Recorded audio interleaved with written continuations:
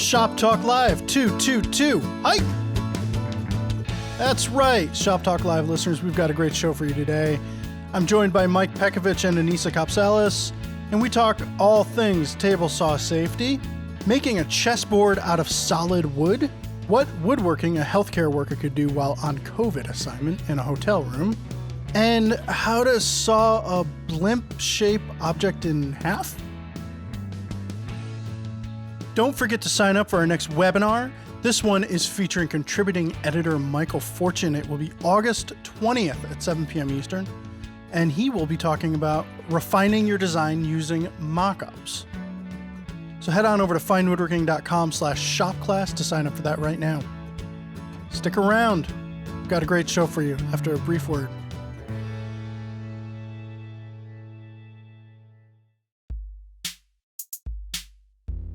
As a Shop Talk Live listener, you know that if a project is worth doing, it's worth doing right.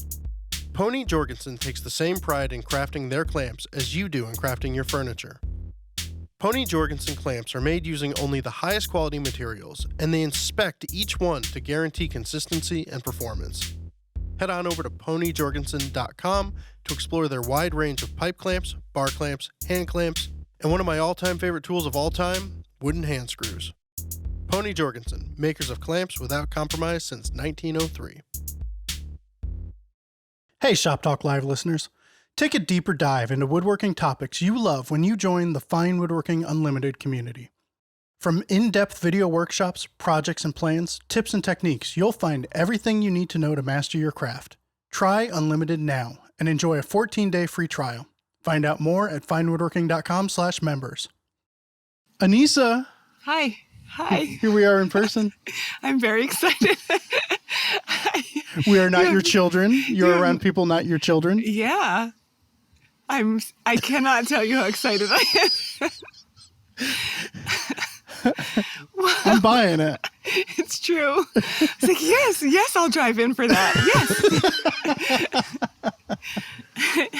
Yes, commute. 90-minute commute. Yes.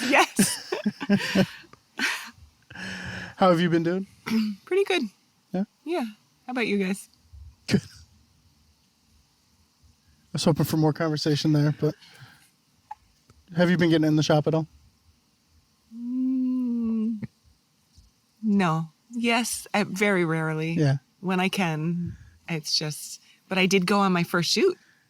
Oh. Last week. Yeah. And do you remember what buttons work on the cameras? I was surprisingly not rusty setting up the equipment, which is where I thought the rust was going to start to show. Well, Mike ends up looking at the photos before the thumbnail meetings, but I felt a little rusty while I was shooting. Was she rusty? He hasn't seen them yet. Oh, no. That's why I'm like hesitating about this about telling you guys this. But I did feel a little rusty with the shooting. But the mask had something to do with it too, I think. Because I started telling you guys about this a little bit ago. It's so disorienting to have the mask on to me. You can't, Chris didn't wear one because he was in the photographs. Yeah. We stayed pretty clear of each other, but I had a mask on the whole time. And first of all, the glasses fog up. Yes. The big screen on the back of the camera fogs up. And it's very disorienting. I feel as though I can't see or hear as well when I have the mask on. Yeah. Or hear. Yeah. Okay. It just throws off. Where are you wearing the mask? I don't know if you're doing it right.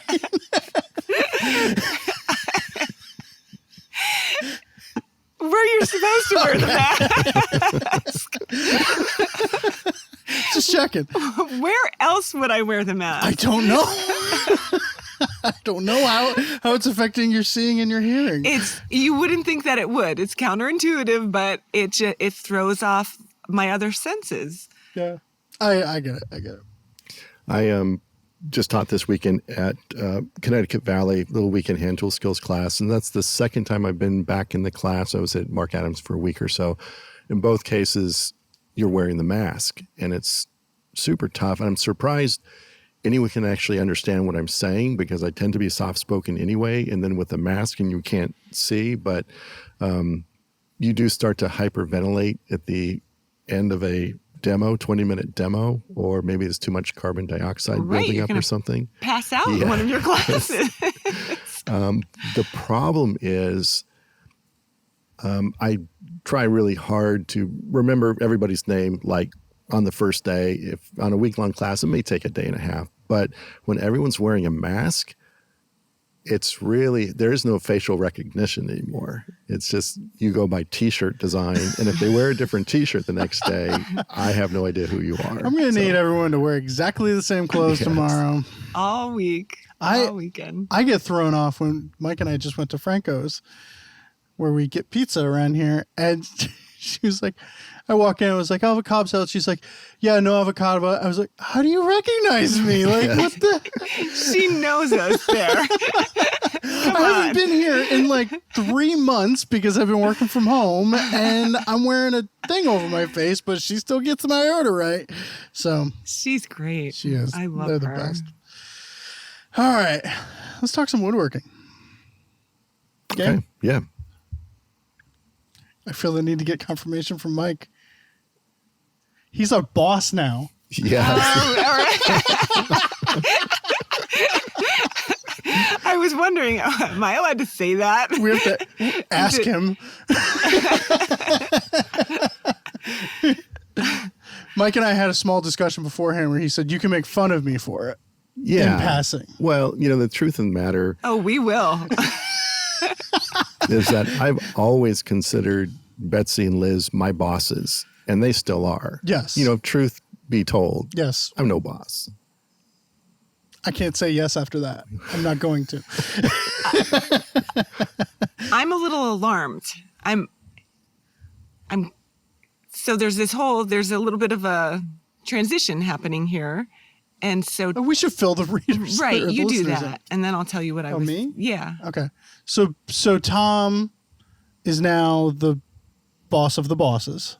Yeah. So he's editorial director. Yeah. Which he was, I think. Of us. But Of now us. he's editorial director of other franchises as This well. is true. Right. So you have stepped up. Yes. And you are? A little bit, like a half a step, because I kind of got bumped up to creative director, which ended up not really meaning anything. But I'm just taking on a little more duties that Tom was doing before he moved up to his thing. So it's a baby step kind of. But you're the editor now. Well, this is the thing. It's just like, so at the top of the masthead, that person's title is traditionally the editor because it's always someone from the editorial end as opposed to the art end. So when an art person takes over that position, I kind of like staying creative director because I think that's more appropriate for what I'm doing. Because like if someone says, "Oh, Mike's the editor," it's like, no, I'm not. But okay. But then it was suggested to me. But I said you can do that if for consistency and people don't get confused. That's all great. But then it was suggested to me by Tom's boss. What if it's editor and creative director? Bam. That it's works. Like, yeah. And you kind of got to do what she says anyways. That's pretty cool. So that's like master and commander kind of a thing. Is it slash? Wow, this is escalating pretty quickly all of a sudden. And now I'm second guessing a lot of things. It's just a baby step to master and commander. But now I can pretty much do anything I want. Let's answer some questions. Okay. Boss. All right. And here we go again. From Bill. Okay, so we have two questions I put into question one. These are both table saw safety questions. We had a really good discussion 2 episodes ago about table saw safety, and it's brought more questions to front. Okay. So I figure we should get right to them. From Bill. Assuming the table saw has a riving knife or even a splitter in place, would there still be the possibility of kickback in a ripping operation? My understanding is that the riving knife virtually eliminates the occurrence of kickback. Is this the correct understanding? If so, what advantage does ripping on a bandsaw have over ripping on a table saw, if any? If I'm ripping a board in half. In my home shop, my preference has been to do ripping operations on the table saw equipped with a riving knife because 1, I'm under the impression it's safe. 2, the larger table surface makes the operation feel more stable. 3, my bandsaw doesn't have a very good fence. So am I safe ripping on the table saw when I'm using a riving knife or splitter, or am I unwittingly hanging it out there? So let's hit that one. A riving knife definitely makes it safer. Yeah. Because really what's happening, the biggest problem if you're ripping a wide board in half at the table saw and you're releasing a lot of internal tensions in the board, typically both halves of the board want to cup towards each other as they pass the blade. And that's the problem. At the table saw, if the board is cupping, away from the fence into the blade in that context of the teeth that are coming up, that's a super, super dangerous situation. That said, if you're, even with a riving knife, if you're ripping and while the board is distorting, you're still going to get burn marks. You're still going to get a really rough, non-true surface. And so, yeah, so I would, and you make a good point. It's like, okay, my bandsaw is small or it doesn't have a good fence, or, I think, or the bigger table saw for bigger boards, I think that's a good point. But in an ideal situation, it wouldn't be my first choice of a tool, the table saw. It would or wouldn't It be? would not. So different ways around it. If you don't, basically what do they call that? Saber saw, jigsaw? Yeah. With the handheld guy with the blade that goes up and down. That's basically a handheld bandsaw. So if you have a really good aggressive blade for wood, Bosch makes really, really good blades for jigsaws. They cut pretty quickly. That might be a good way to break down a board, basically And strike on line, a stable follow it. surface, Yeah. if you're worried about that. Yeah. Yeah, that might be okay. What do you do, Anissa? Are you ever like ripping wide boards like down the center at the table saw? A wide, thin board, maybe. Okay. But a super thick, like 2-inch or 8/4 thick piece Yeah. of oak, probably not. That but it gets a little scary. yeah, so I did a short stint as a climbing guide at one point, and one of my friends who was also a guide said something to me when I first started guiding, and he said, just assume every client is out to kill themselves and you, and you'll do just fine. And it was No pressure. You'll be fine. It was really good advice. Because one of the first, and that's a different story, but it's also something like my kids are just 9 and 10 right now, but even when we're driving or when they're out riding their bikes, I tell them, assume that everybody on the road, well, they're not driving. When we're driving, and I'm already trying to give them driving lessons, but when we're riding our bikes on the road, which we've recently started to do, and I choose the roads and I'm like constantly saying, do this, watch out for this, watch out for that. I tell them, just assume that everybody on the road is the worst driver ever, and they want to kill you. They want to run you over. And so I guess I'm telling you this because that's the way I am approaching using the table saw. I think I looked back at the clip that was the impetus for this question, and you said you use the table saw as a final dimensioning tool versus a rough milling tool. And that's the way I operate too. I'm pretty healthily wary of the table saw. So I just assume there can always be kickback. And whenever I'm cutting something on the table saw, I'm assuming that there's a possibility of kickback. Mm-hmm. So the riving knife definitely helps, but it doesn't eliminate kickback. I don't think it eliminates kickback. So we should get that out of the way right there. It's possible of kickback even with a riving knife.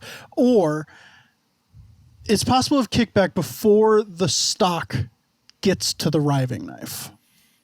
You have upwards of 5 inches before that stock is actually going to hit the safety of the riving knife, right? Yeah. So that opens you up a little bit there. The other thing for me, have you ever had a board bind on your riving knife to the point where it closed up Yes. and you can't push it? Yeah. And I don't care. I don't want to do that again. I like everything. Like if that's the accident where the airbag did its job, still not cool. Yeah. I don't want any part of it. All of a sudden you're trying to turn the table saw off while you're kind of mentally freaking out and holding the piece in place. And it's just, no. Yeah. So there's definitely things that can go wrong with a riving knife in place. The same way that when I'm behind a saw stop, I assume that cartridge isn't going to fire. Oh, yeah, you can't. Yes, Do I agree. not assume yeah. that you're safe. No. Yeah. I think, and for a bandsaw, if your fence is wonky, don't worry about the fence. Just strike a line on your board. Yeah. And if it's a relatively sharp blade, you should be able to track it pretty well. And it is a small tabletop, but I would definitely have some sort of outfeed support for your bandsaw. I think that's just as important at the bandsaw than it is at the table saw. So if you have outfeed support at your bandsaw and as you're feeding it, at the very beginning, if it's a long board, to get it level, it can be a little tough. But once you got it going and the board is on that outfeed side, I don't think that's not too bad. That wouldn't be a deal breaker for me. And also, if it's like a really long board, why? Like, what is like maybe like if I do like one dining table once every 5 years. That's a good point. Yeah. Or maybe a bed frame, but other than that, most parts aren't more than 48, 50 inches for most furniture parts. So, super long stock, it is a concern, but for me, it's not a common concern. The more that I think about it too, I don't rip a board down the middle very often. If I'm getting a piece out of a board, I'm going to draw a line where that grain matches up with what I want it to be. And then I take it to the bandsaw and cut on that line. Which is probably not parallel to the edge of the board. Very, anyway. very rarely, yeah. But I am also, if I have this stock and I need to get these pieces out, I'm thinking about a shelf I did for my wife where I had one board and lots of rips. I did rip on the table saw with the riving knife and the guard in place. And the moment I couldn't do it with a guard in place, with like the actual guard in place, I stopped ripping. That's when I took it to the bandsaw. Because I was doing long pieces, 8/4 ash. It was heavy. I didn't feel like exactly like Bill, I didn't feel like I could do it safely on the bandsaw. But by the time it was to the point where I couldn't get the guard with a push stick, that's when it was small enough that the bandsaw was able to handle it no problem. Yeah. I think it's true in that in the shop, there's ideally safe situations. And then there's other situations which are not ideally safe. And I think you always need to continue to weigh your comfort when you're doing those things. And the other thing is, I think if the more your knowledge increases about the pitfalls of doing things in a certain way, I think that would inform the way you go about things as well. That might be the harder learning curve, and that if you're doing something that it isn't safe, but you don't know it's not safe, and you don't have any discomfort doing it, then I think that leads to bad things happening. All right, so let's go to the second table saw safety question, because he does feel uncomfortable about something. This is from Jim. I appreciate your recent conversation about table saw safety. While you were talking, I wondered about two situations, both of which I've seen in Fine Woodworking videos.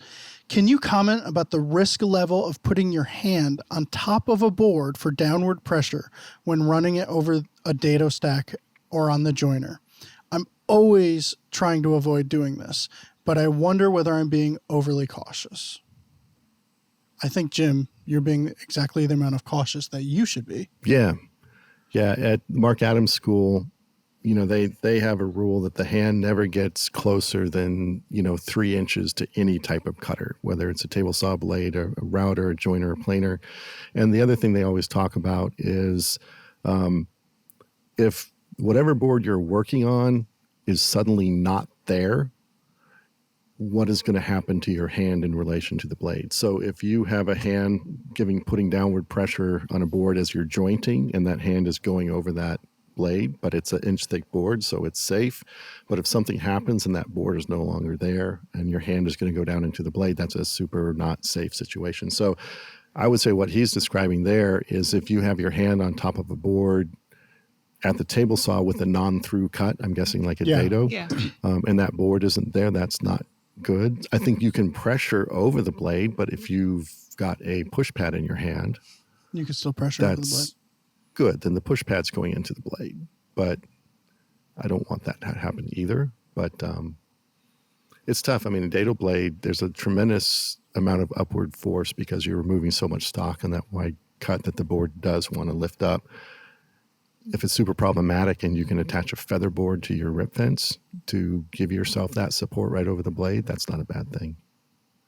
But push pads. Yeah. I'm a fan of push pads. Yeah. More and more so. Concur. Me too. I have nothing to add to that. I agree completely with Cool. all of it. All right. Let's see. Question number 2 is from Matt. I love this question. This kind of reminds me of something my son would ask in the back of a car ride on the way home. I quote, "How would you go about safely sawing a blimp-shaped object in half down the long side?" I love this question. The objects are too thick to cut on the table saw, and after being cut in half will be put back together, so I didn't want to risk flipping it on the table saw and misaligning the cut. I ended up building a sled with two 45-degree angles butted up against each other. I've already got pictures sent to you, Jeff. That would be it would be self-centering. The blimp would be self-centering, but this meant that the object would be going through the bandsaw blade with no support on either end. So the front and back are curved as well. So he didn't want to push it into the bandsaw without there being a support on the front. He's worried about it tipping down. So I used 16 gauge brad nails to attach cawls to the top and clamp them down, giving essentially 4 points of pressure and locking the piece in place. I then used a featherboard to keep the sled tight against the fence. When the blade neared the clamp, I shut the saw off and moved the clamp to the other side to finish the cut. It worked great, but I didn't really enjoy hiding behind my miter saw station and using a long push stick in case the object became a football-sized missile. So, God only knows what Matt is making, but it's awesome. What is he making? I don't know. Do you want to see the picture of the... Yeah, let me see it again. Yeah. So, well, I kind of hate how much I've been thinking about this question. Because he's almost there with it. One of my other the only other suggestion other than a couple tweaks to make his sled thing a little more efficient would be like just an old-fashioned miter box kind of thing where you're just hand sawing it. But I didn't see that coming out of you. Why? Because you're not like a hand tool person. Well, there's no way you're putting that rounded object on the table saw, no matter how thick it is. No.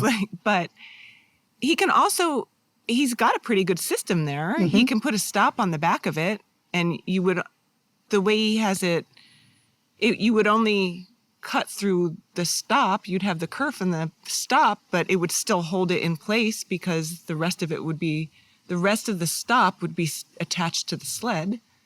So he could put a stop behind it. Okay, just because I want to say it before Mike does. Isn't that joint? Like the whole point? What did you say, Mike? Nothing. What'd you say, Ben? Like a paper joint. Just cut it first while it's square. Oh, yeah. Why did I hesitate? Yeah. You should have Why jumped did I right hesitate? I said, I want to say it before Mike does, and I looked at him, and he said paper joint. Yeah. You know what? That occurred to me as we were talking. So it was like a fresh, insight. Okay. And then even though I knew you were going to say it, and as a boss, I really should encourage your Goes both ways, doesn't it? Yes, it does. So I apologize. So that was my guess, but that's what you were going to say? Yes. Explain what that is. Okay, so paper joint, you would have cut the pieces apart on the bandsaw or the table saw, whatever, while they were still square. Yeah. Put a piece of paper between, or glue a piece of grocery bag or just newspaper or whatever between the pieces. Glue on both sides, put them together. Do your turning or whatever you're doing to blimpify this thing. And then you can just split them apart with a knife. Yeah. Yeah. And then you're not missing that kerf line from the bandsaw because there's some like paper gunk on there to get rid of, I guess hand plane off or joint off or something. If you did hide glue, could you just sort of soak it and wipe it off? Well, every hide glue person was yelling that as you said it. So yes. Okay. So yeah, I felt the vibe. Yeah. And it's a common turning technique. A lot of times if you're doing like quarter columns for, a case piece or something, that's how it's done. So yeah. Also, couldn't he use his sled? Because his sled is pretty awesome that he came up with.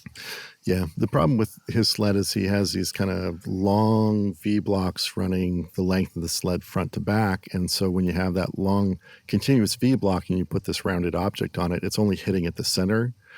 Where if instead of a long continuous V block, if he just had a V toward the front and a V toward the back, and then you put the blimp on top, then it's really being supported at the front and the back as opposed to just in the center.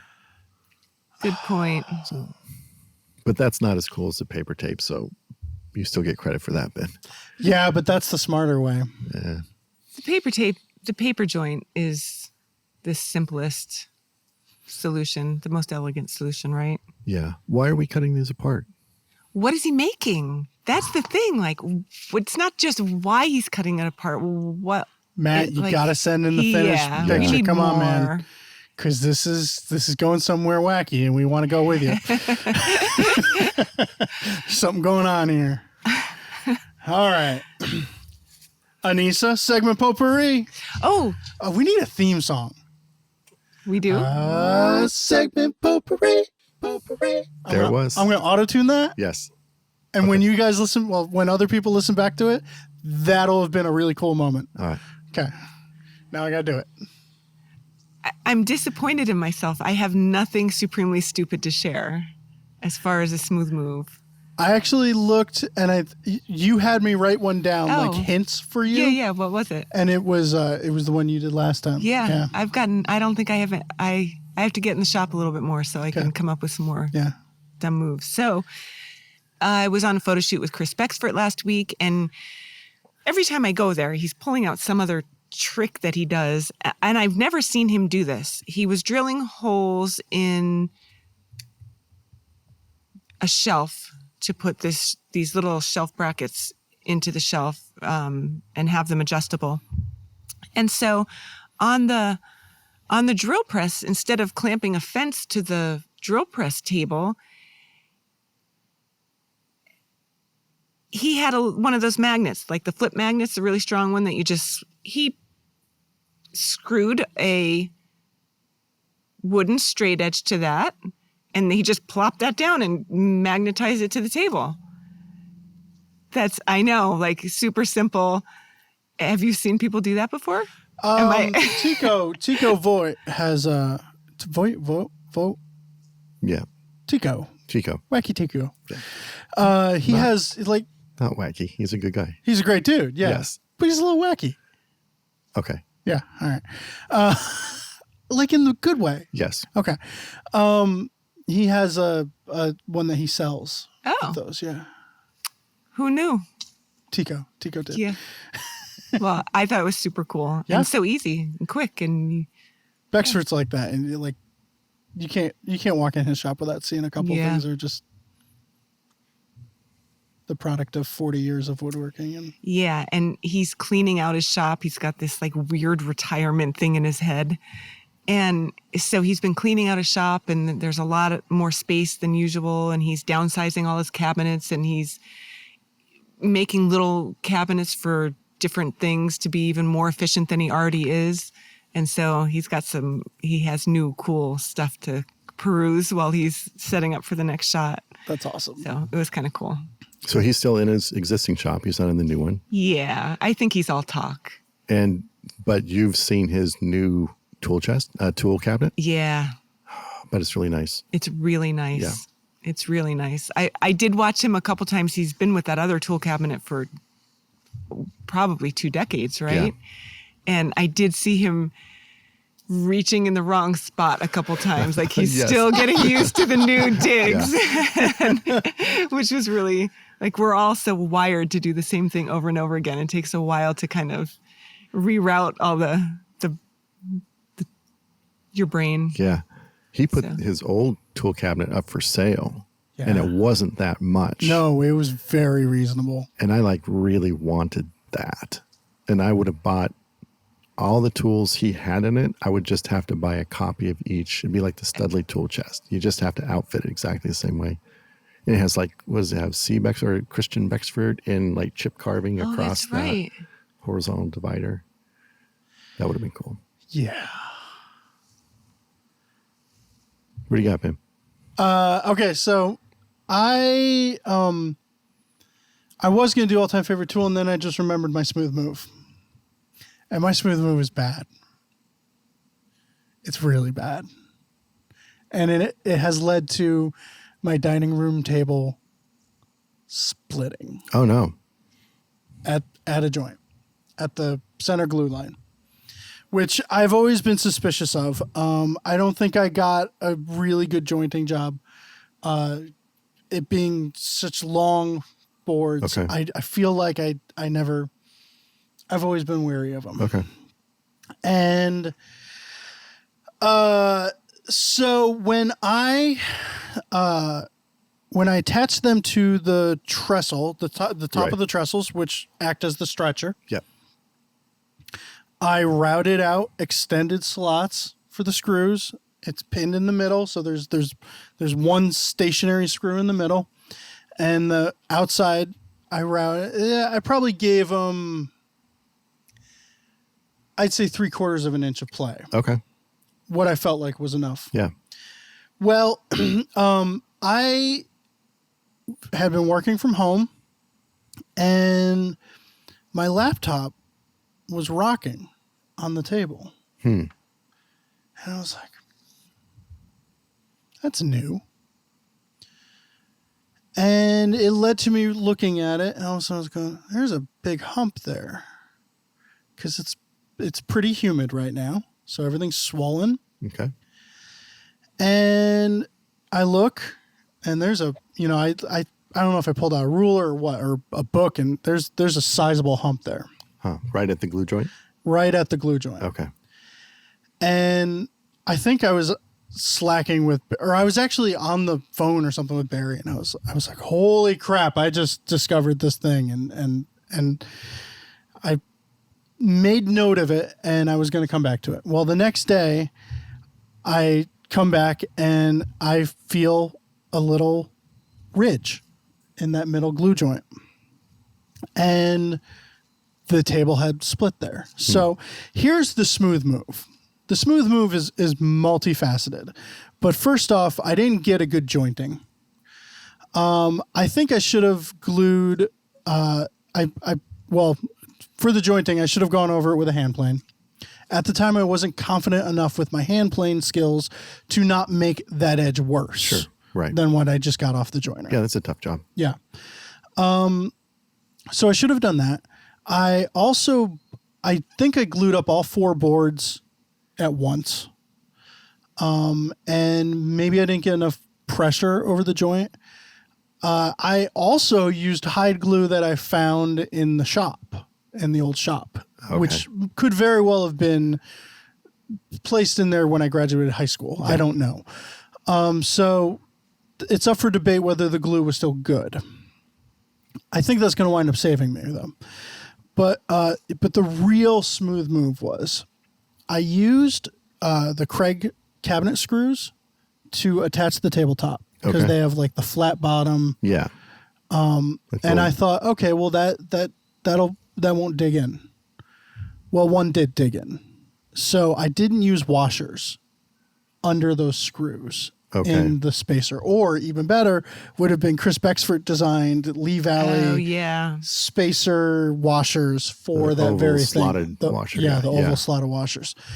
So one of those screw heads had dug in and was no longer movable. Got it. Okay. So when it expanded this summer, the whole thing just went up. And Okay. then it was too much for that weak glue joint to take. Got it. And it snapped. Okay. So what I am going to do, and I am open for discussion on this from the panel. Please don't send me everyone all your ideas.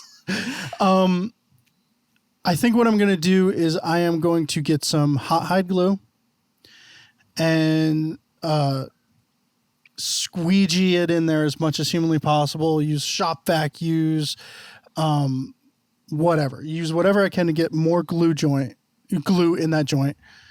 Clamp it up across that, not leave it. Right. Let it sit.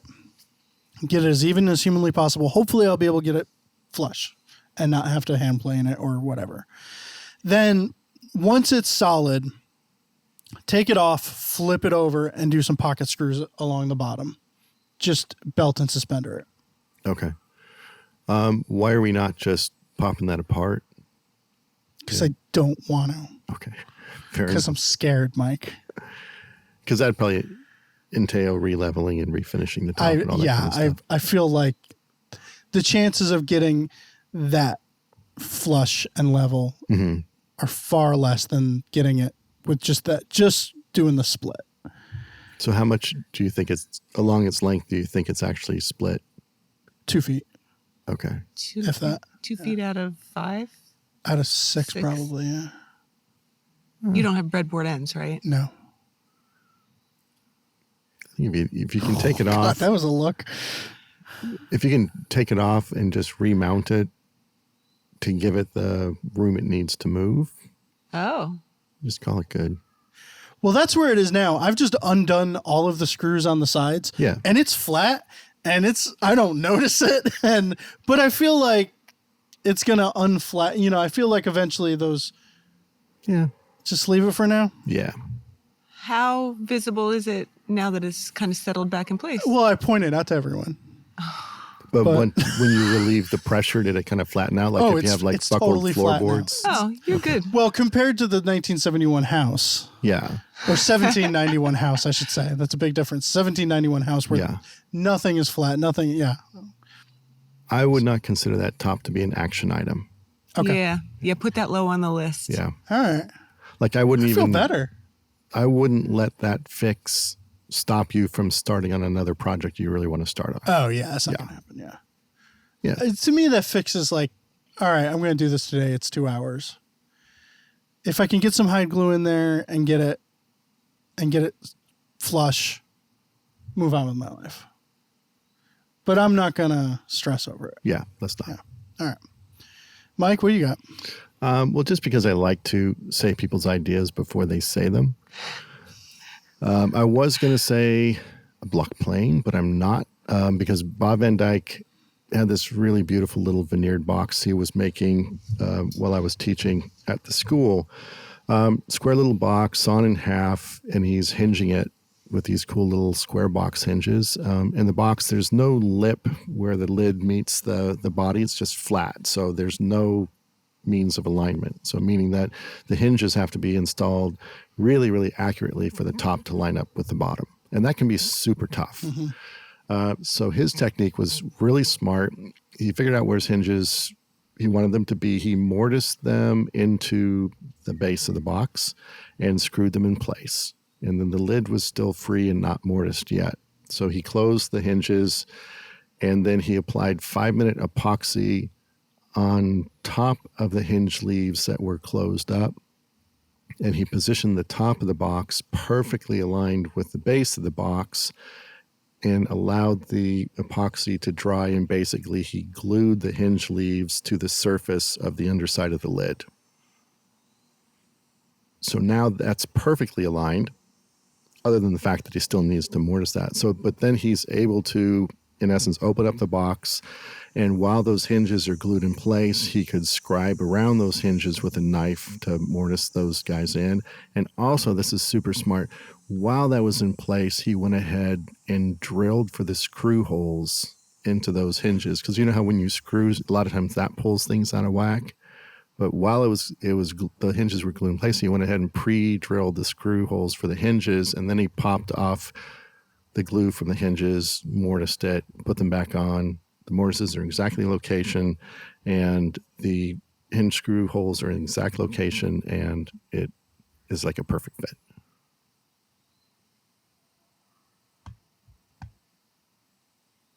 That's next level. That's something that like somebody who's never woodworked would do. Accidentally. Yeah. So you're saying he basically glued the hinges in place, marked, drilled, popped them off, mortised. And put it back on. Yeah. To drill the pilot holes. While it's That's there. just showing off. Yeah. That's pretty rough. Huh. He's pretty clever. Yeah, he is. And I think he would say he learned that from someone else, but it doesn't matter because he remembered it and was smart enough to use it. So super cool. Wow. Yeah. All right. Let's take a break because we're speechless.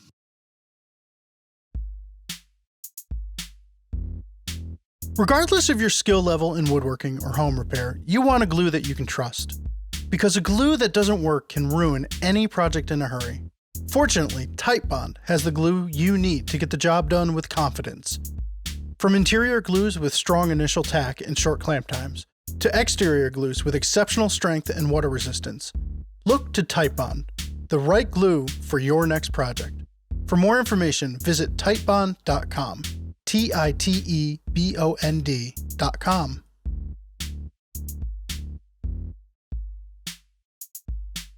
Shop Talk Live listeners, have you checked out the Veritas layout blocks? They're little pocket-sized blocks, L-shaped, and each side is cleverly laid out so that you can have a physical measurement of 1/8 of an inch, 1/4 of an inch, 1/2 inch, or 3/4 of an inch, and then the whole thing is 1 inch long. Absolutely awesome. Fits in your pocket. They're under $10 a piece, or you can order a pack of 3 for under $20. And there's a hole on them, so you can leave them hanging on a piece of string or a hook all around your shop. Also now, for our more, dare I say, refined listeners, they have metric layout blocks. Measurements of 2 millimeters, 4 millimeters, 8 millimeters, 16 millimeters, and an overall measurement of 32 millimeters. I'm beside myself with joy. So head on over to leevalley.com, check out the layout blocks. If you're into imperial or if you lean metric, they got you covered. Question number 3 is from William. The age-old chessboard question. I want to build a chessboard with a frame and panel design. For the board itself, I just want to make it out of 3/4 inch strips that would be glued end grain to end grain in order to create the alternating pattern of dark and light. I have done a mock-up of fur that seems strong enough, and I've seen tests of end grain to end grain glue bonds that perform well enough. However, I'm worried about the long-term strength. Am I being paranoid? Do any of you have long-term successful end grain to end grain joints? No. The closest I've come to anything like that is a pull that had burl, which is kind of, you can't really... Burl's like all grain. Right. Into the end grain of Swiss pear. But we're talking about a tiny piece that's under no stress whatsoever. And it's held up great. But is he putting it all down on a substrate? I know, frame and panel. Yeah, but he could still glue that to a substrate, right? Is that, or is he thinking like just 3/4 inch? Like solid stock. And then, as opposed to like a veneer, checkerboard veneer.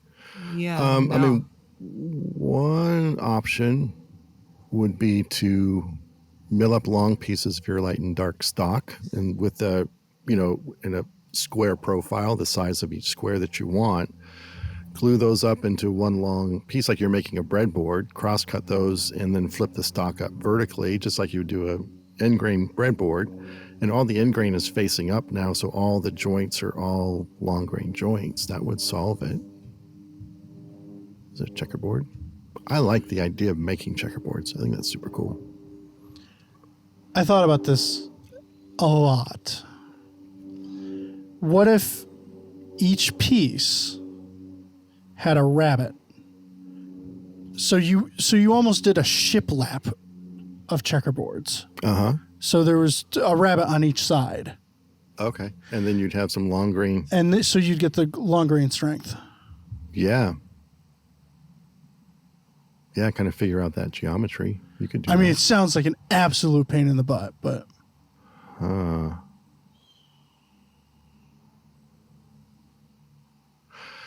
Okay, let's we're go riffing. there. We're riffing. So we have like, I don't know, let's say we're making walnut and maple squares. Okay. So cut full-length strips of walnut, which are the width of the squares that you want. And then this is taking up your point, Ben. Then on that long continuous strip, you just like cut shallow dados or notches the exact size you want your maple pieces to be. Oh. And then you just glue in those little maple squares and then just offset the strips. And it looks like end grain to end grain. That's why he's the boss. But it's not. But that's based on what you were saying. Because you're right. Once you rabbet, once you expose, you have a horizontal surface of long grain to long grain. That's the key. Yeah, that'd work. You're making a checkerboard. What are you doing? You're veneering, aren't you? That's what I'm thinking, veneering it. But even, I wonder if you could put, why not make it thinner and put it on a substrate? Yeah. Why not? Is there? I feel like, because I've had this question a couple times, people wanting to do the checkerboard, and they just don't want to veneer. It's like they haven't hit that point yet where veneer's okay. It's still fine woodworking. Yeah. You know, they just refuse to accept veneer in their hearts, like we have. It does raise its little different considerations. Veneering tends to be a little scary for me. I get that. I love it. I slap veneer on everything now. It's great. It's freeing. I still think I'm only at like solution 3 out of 17 for actually troubleshooting a really efficient way to make a checkerboard. Like, I don't think I'm quite there yet, but I want to keep thinking about it. Mike's next book is going to be 27 ways to make a checkerboard out of solid stock. Yes, I figured them all out. Yes. Or 26 ways not to, and then one, but you have to read all 26 before. Until it makes sense. Yeah. All right. Question number 4 is from Dave. And I replied to Dave a long time ago when he sent this one, but it's worth a discussion. I'm a clinician who took an assignment to be a part of the COVID response here in the U.S. As a result, I've been living out of a hotel room since April 9th, and I will probably continue to do so for a long time. What kind of craft do you think I could make work in my situation? I'm going a little nuts. I love the work, but I'm starved for play in my downtime. Factors I'm considering are, I can have family go to my place and ship a few tools, but I'm also willing to use this as an excuse, after listening to Mike Peckfitch, to buy a few new tools. I'll have some room in my checked luggage, but not a lot. It's all healthcare workers in this hotel. We all have different shifts, so I don't want to be too loud and disturb their sleep. I'm working nights, 7-day a week, indefinitely. So even if I could access shop space, I don't know when I would because I've become a creature of the night. What comes to mind is lettering or chip carving. Something I've never done before. I figure a lot may not be worth keeping, so I can give them to folks out here and not worry about having to get work pieces back home. Other ideas? I like the chip carving idea a lot because he could just order in some boards that are milled and just go to town on different patterns. And the tooling is so minimal. That's a great idea. Yeah. Carving of any kind would be great. Dovetailing tiny little boxes, just sketching, more sketching, learning SketchUp. There are tons of things you could do that are quiet. I like the idea of like learning SketchUp in a period like that. Yeah. What do you think? Yeah, I agree. Chip carving is cool. Kumiko would be fine. That's a pretty small setup in terms of tools. And just, yeah, that would be neat. Basket weaving would be super cool. Knitting. Well, yeah. I mean, someone on Woodworker on Instagram does baskets as well. I don't think it's Peter Follansbee. Peter does them, yeah. And Brandon Gaffney does baskets. Yeah. And, yeah. So I wasn't being facetious. Yeah, I was trying to figure that. Thing. I didn't think you were at first, and then I thought you were, and now I'm sure you're not. Yeah. I think marquetry. Yeah. Oh, yeah. Fret saw and some veneer stock. Yeah. Yeah. And some pieces of MDF to glue stuff onto. And my worry about like letter carving would be banging. Chip carving is going to be quiet. Yeah. Spoons. Yeah, I guess you're going to go outside and do your hatchet work. That's a good idea, too. Marquetry, I like that because you could do like these individual square panels. Yeah. And then by the time you're done, you can incorporate those into this cool frame and panel design or something. Like a quilt. Like a marquetry quilt. Right. My COVID experience. Yeah. Quilt. Like a maybe taller case piece with a pair of doors that are divided out. So you have these cool square marquetry panels. I like that. Huh. Did you see that piece that Miguel Gomez Ibanez yeah. made? A new one? No, it's an older one. It's the alphabet. Yeah, it's almost Yeah. like a case on stand with the illustrated alphabet in each little square. Yep. And I think that's all marquetry, right? Yeah. I think Yeah. so, yeah. That's super cool. That's a cool idea for it too, yeah.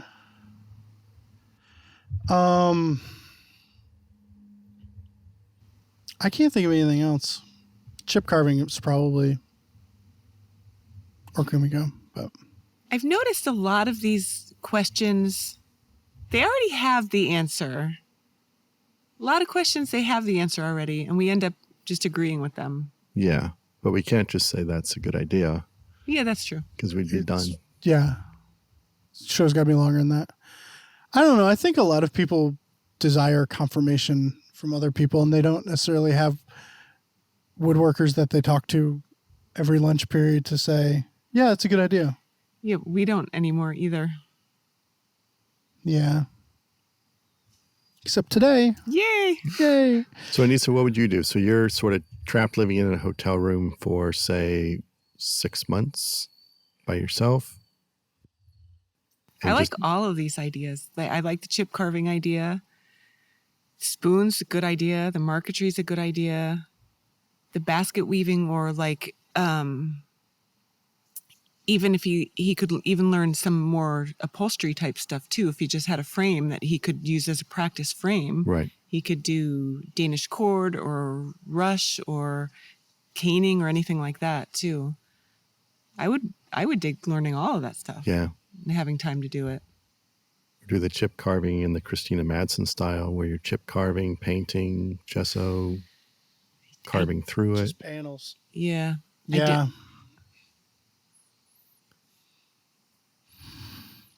What would you do? You would do that, chip carving? I think it's something where you would want convenient start and stop points. So like you could jump in and work on it, and then you stop working on it, but then come back. But then I also think there needs to be continuity connecting everything together, so it feels like it's part of a longer project in order to keep you interested in doing it, so that by the time you're done, I wouldn't want a series of small, unrelated little projects. I would want one long thing that consists of a lot of things. So basically the multiple panels you could incorporate into a bigger piece would be good. I mean, I would imagine basket weaving is something that takes a long time. I don't know. I don't know either. I mean, but like isn't coming out of it with not necessarily the project. I don't think he's worried about the project. I think he's trying to kill time. So learning a technique is the the project for many. Yeah. Well, I think your take on like carving a spoon a day, I think that's failed at miserably. I love my spoon. So, so maybe it is a mindless thing. I need to come in, sit down, decompress by focusing on this one thing for an hour. Yeah. So maybe that is something, like a spoon or chip carving. You can come in and just do one thing, set it down, call it good. And there are also so many books right now, like even to go back and just start reading some of the older woodworking books, and with Lost Art Press putting out so many really cool books now too. And there are just more things to read about woodworking and from really cool woodworkers now than there ever used to be. Taunton and your book and Krenov's books. Like, get on the woodworking book tour. I gotta say, I'm gonna add a wild card. Make a ukulele kit. No. Because I'm thinking about it. There's nothing loud there, and a month of nights, you could wind up with a pretty fun project at the end of it. That's a good idea. The StewMac ukulele kits are like $80, and pretty much everything's there. You don't need machines, so yeah. All right. Yeah, a lot of good stuff. Cool. All right, let's see. We have a couple of listener comments on about the scrapwood discussion on episode 220. This one is from Richard. A couple of years ago, I started a Facebook group called Scrapwood Exchange. Is that sort of like a helpline? It is the opposite of a helpline. I went on this. Did you check it out? No. Don't. It's the opposite of a helpline. It's indulging the problem. Is it just sources of scraps that people want to get rid of? Yeah. Okay. It's like, there are more people saying, I need this kind of wood. Oh. Can anybody send me this? Than there are people saying, hey, take this. I mean, there was some of it, but also as I'm looking at that, look at that curly walnut that's going on there. That's what I need. That's what I need. Like a game box full of like curly walnut, because I don't have enough wood all over the place in my house. Okay. It's bad. Okay, so if you have any kind of wood hoarding problem, do not go to this Facebook page. I think his idea is that the people with the wood hoarding problem should offload to other people. Yeah. And this might be a venue for that. Yeah, for other wood hoarders to pick up their wood and perpetuate their wood hoarding problem. All right, Anissa. So it's like a scrap adoption service. Yes. We're going to match the Yep. overly scrapped with the underly scrapped. And somehow it always winds up there's that one house with too many scraps. Yeah, sure. Anissa's house. All right. Sorry. I will post a link for those of you who Anissa did not scare off. All right. And then we have one from Barry, and we'll post a picture that Barry sent in. Not our Barry, another Barry. I was just going to ask you. How dare you call me out on your last podcast? Not me personally, but those like me who hoard every menial scrap thinking I can use it somewhere else. Anyways, you forced me to do a clean out, and he sent a picture that is a solid pickup truck load of scrap. Wow. Yeah. I mean, Barry was strong for this one. All right. Recommendations. I have a recommendation. Buy more flashlights. Go just buy it next time you're in Harbor Freight. Go buy more flashlights. Buy more flashlights and buy some buckets to flush the toilet with. Yeah. Anybody else? All right, I'm going to go full circle here. I'm going to recommend that you go and check out this Facebook page because there is a definite, really cool community feel to it, and everybody's really trying to get some wood out there to people who need it, and people are doing their call out for what they need, and there are some really cool things on there. I didn't mean to be super skeptical about it. I was mostly kidding around. But it was kind of a cool thing too. And I don't do Facebook really, but it seemed like there were a lot of people involved in it, and you have to kind of sign in and tell where you're from. So definitely worth checking out. Were you just describing Facebook to the audience, or? Well, I don't know. I don't really do Facebook. It's this website. You have to sign in. No, this particular Facebook page, is that Facebook? Sure, yeah. Whatever. I shouldn't be talking about Facebook at all, but I did check that What's out. your other recommendation? I gave it already. Rewatched the Brady Bunch. I was off air. Oh. Yeah, I've been watching the Brady Bunch episodes and the Wonder Years with my kids. And they both hold up, and I would highly recommend revisiting them. Nice. Anissa? Or Barrett? You sound like Boss me. Man Mike? If you don't do this already, track down a local farmer's market in your area and actually go there. Yeah. Like every week. Like, I love farmers markets, and the only time we would ever go is like when we were on vacation somewhere, and then it was stupid because I would get these ingredients with no means to actually cook them. So we finally started going to the one in the town, in Benstown, like every Thursday afternoon. And it's like, okay, there's my bread, there's my whatever micro sprouts, there's my greens, there's Little rhubarb pie? little pie. Did you get the little rhubarb pies? I get a pie every They're week. good. Yeah. And it's cool. Yeah. It's really increased the quality of my life, I think. That's a good one. Right on. All right, well, that's all for this episode of Shop Talk Live. If you have questions you'd like us to answer on the show, send them into shoptalk@taunton.com. If you're watching on YouTube, please click that thumbs up button. We'll be back in 2 weeks with another episode. Thanks for listening.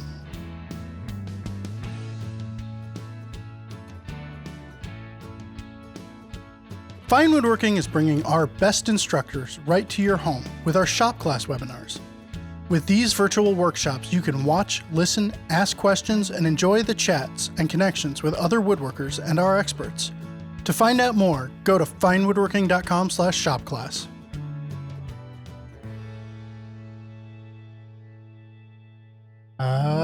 Segment potpourri.